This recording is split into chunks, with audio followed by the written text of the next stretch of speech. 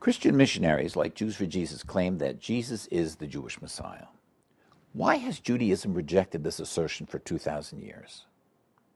The concept of the Messiah has its foundation in our Jewish Bible, the Tanakh, which clearly teaches that all of the following criteria must be fulfilled before any person can be acknowledged as the Messiah. Number one, when the Messiah is reigning as King of Israel, the Jewish people will be ingathered from their 2,000-year exile and will return to Israel, their homeland. However, Jesus never reigned as king, and the Jewish people have not yet all returned to live in their promised homeland of Israel. Number two, the Holy Temple in Jerusalem will be rebuilt. Actually, the temple was still standing in Jesus' day. It was destroyed 38 years after Jesus' crucifixion, and it has not yet been rebuilt. Number three, there will be worldwide peace, universal disarmament, and a complete end to war. Yet since the advent of Christianity, wars have increased dramatically in the world. Some of them were actually fought in the name of Jesus. Number four, the Messiah will reign as king at a time when all the Jewish people will embrace the Torah and observe God's commandments. Sadly, today all Jews are not yet following all the commandments of the Torah. Number five, the Messiah will rule at a time when all the people of the world will come to acknowledge and serve the one true God of Abraham, Isaac, and Jacob. This as well has not yet taken place, and we await its fulfillment. And number six, the Messiah must be a member of the tribe of Judah and a direct descendant of King David and King Solomon. Genealogy in the Bible is only passed down from father to son. There is no evidence that Jesus really had this pedigree. And the Christian Bible actually claims that he did not have a birth father from the tribe of Judah descending from David and Solomon. All of these criteria for the Messiah are found in numerous places in the Jewish Bible. One foundational example is in the book of Ezekiel, chapter 37, verses 24 through 28.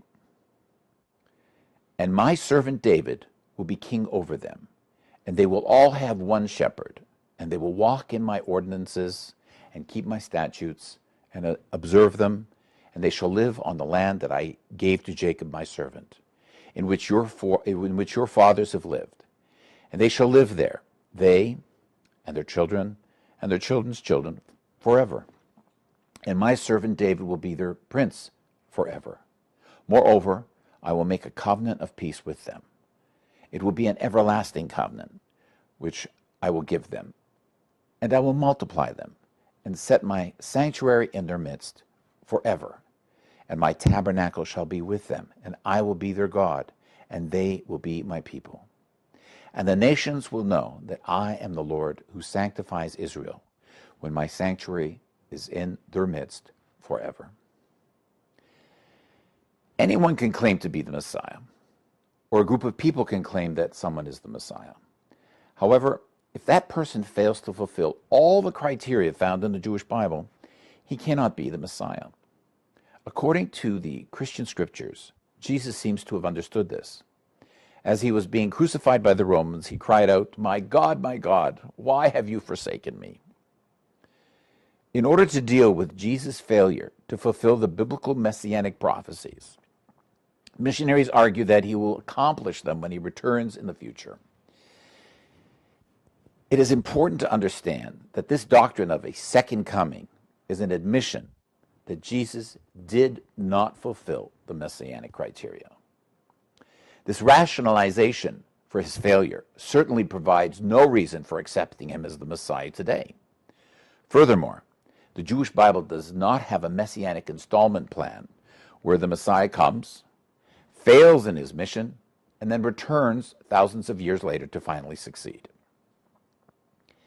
Missionaries will claim that because Jesus performed miracles, he must be the Messiah.